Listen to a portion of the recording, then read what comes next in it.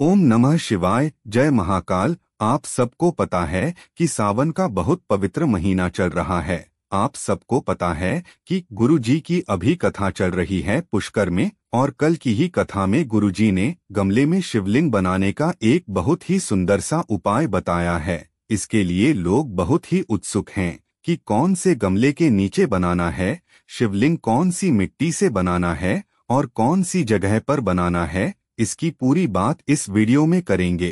पूज्य गुरु जी की कथा से सुन के और समझ के बहुत अच्छे से आप लोगों को बताऊंगा। सारे कष्ट आपके दूर होंगे।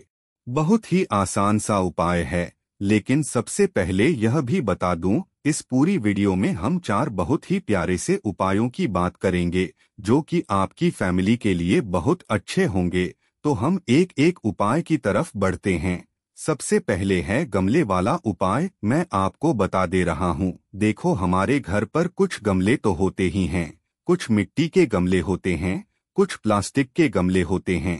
जैसे भी गमले आपके घर पर हो, आपके घर में जो भी गमला हो, उस गमले में कोई सा भी फूल लगा हो, कोई सा भी पौधा लगा हुआ हो, कुछ भी लगा हुआ हो, उसी गमले में आपको एक पार्थिव शिवलिंग बनाना होगा।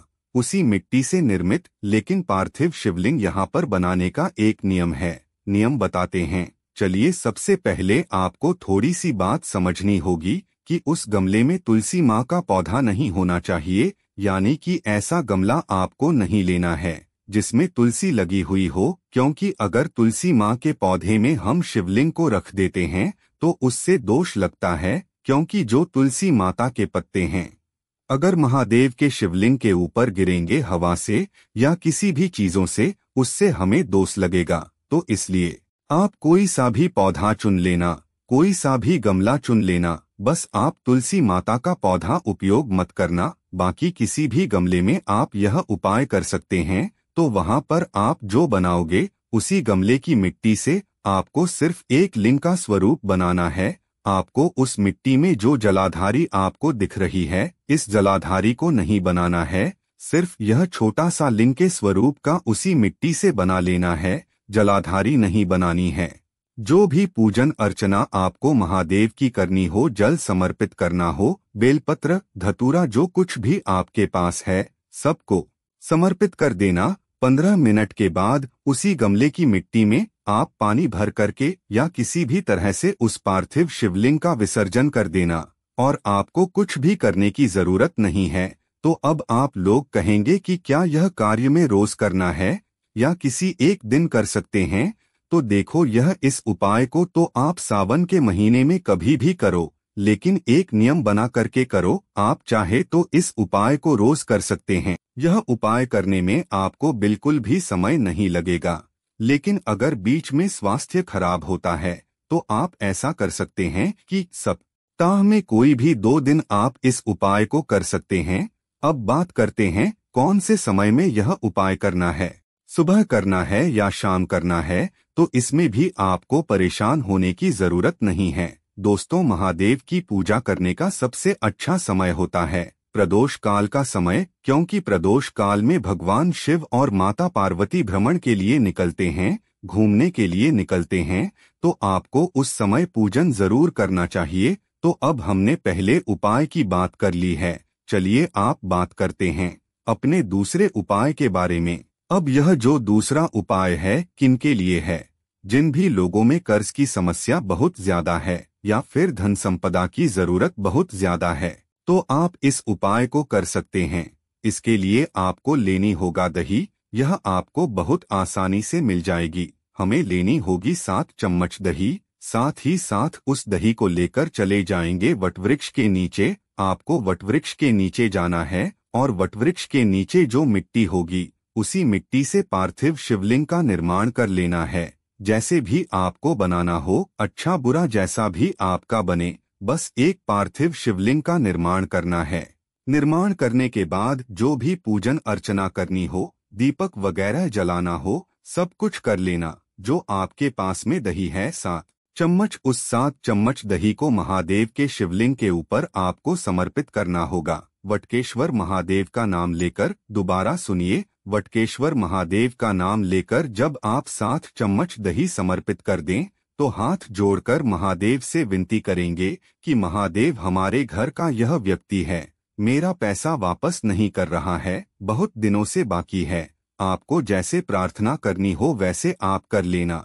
इसके बाद आप क्या करेंगे, इसी दही में से थोड़ी सी दही अपने साथ एक रुमाल लेकर जाना, उस रुमाल में थोड़ी सी दही लगा लेना। उसके बाद इस पार्थिव शिवलिंग का विसर्जन उसी वटवृक्ष के नीचे आपको कर देना होगा। किसी पानी में घोलकर कर देना, किसी बाल्टी में घोलकर कर देना। फिर उसके बाद वटवृक्ष के नीचे आकर इसे समर्पित कर देना। जिस रुमाल में, जिस कपड़े में आपको दही लगाया है, उस व्यक्ति से एक बार मिलने के लिए चले जाना कि मेरा पैसा बाकी है, आप मेरा पैसा कब वापस करोगे। वह व्यक्ति आपका पैसा आपके घर तक देके जाएगा। इतनी ताकत होती है वटकेश्वर महादेव के नाम से पूजा करने की। तो 2 उपायों की बात हमने कर ली है, बात करते हैं तीसरे उपाय की। तो उससे पहले इस वीडियो को लाइक कर दीजिए, अपने दोस्तों के साथ शेयर कर दीजिए और कमेंट बॉक्स में ओम नमः शिवाय जरूर लिखें। चलिए बात करते हैं तीसरे उपाय की। तो यह उपाय कैसे करना है और उसके क्या फायदे हैं।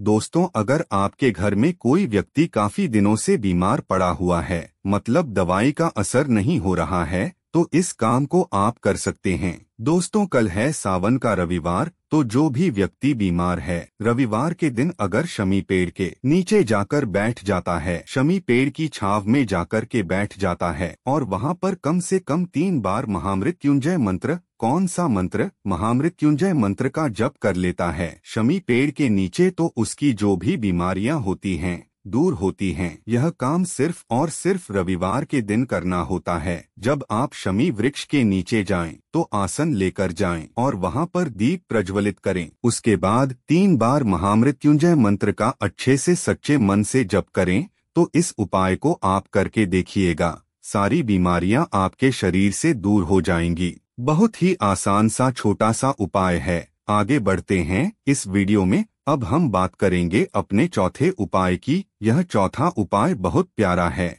और यह इस वीडियो का सबसे आखिरी उपाय है। तो यह उपाय सुंदर इसलिए है क्योंकि इससे आपके जो पितृ होंगे वह बहुत ज्यादा खुश होंगे। और हम सबको पता है कि जब हमारे पितृ खुश होते हैं तो कभी हमें धन की कमी नहीं होती है, कभी हमारे घर में बीमारी नहीं होगी, कभी हमारे घर में लड़ाइयाँ नहीं होंगी, कभी हमारी कोई इच्छा है जो अधूरी रह जाए वह अधूरी इच्छा नहीं रहेगी, वह सारी इच्छाएं पूरी हो जाएंगी। इतनी ताकत होती है। अगर हमारे पितृ खुश होते हैं तो सावन का पवित्र महीना है।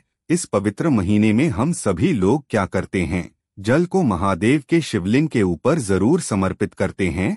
तो आज से एक नियम फॉलो करेंगे अपने पितरों को खुश करने के लिए। वह नियम क्या है, जो जल लेकर जाएंगे महादेव के शिवलिंग के पास, मतलब उस कलश में जो जल भरेंगे वह जल अपने घर से ही लेंगे।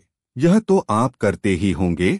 अब इस कलश का जो जल होगा वह आपके जितने भी कमरे हैं, वॉशरूम को छोड़ करके एक बार सभी कमरों में उस कलश को लेकर घूम लेना। एक बार चले जाना और घूमने के बाद फिर महादेव के शिवलिंग के पास जाना और आपके जीवन के जितने कष्ट होंगे उतने कष्टों को लेकर महादेव शिवलिंग के ऊपर जल समर्पित कर देना। सारे कष्ट आपके दूर होंगे, पितृ आपके हमेशा खुश रहेंगे। इस बात का ध्यान रखना। अगर आप 2 लोटे वाला उपाय करते हैं तब भी कोई समस्या नहीं है। आप उन दोनों लोटों को लेकर अपने पूरे घर में घूम लीजिए और उसके बाद दोनों का जल महादेव के शिवलिंग के ऊपर समर्पित कर दीजिए। आपके पितृ बहुत खुश होंगे। बहुत ही प्यारी सी उपाय है। तो इस पूरी वीडियो में हमने 4 ऐसे उपायों के बारे में बात की जो कि सावन के महीने में आपको जरूर से करनी चाहिए। तो वीडियो पसंद आए तो लाइक कर दीजिए, चैनल को भी सब्सक्राइब कर दीजिए। तो अब हम मिलेंगे अगले वीडियो में, तब तक के लिए ओम नमः शिवाय।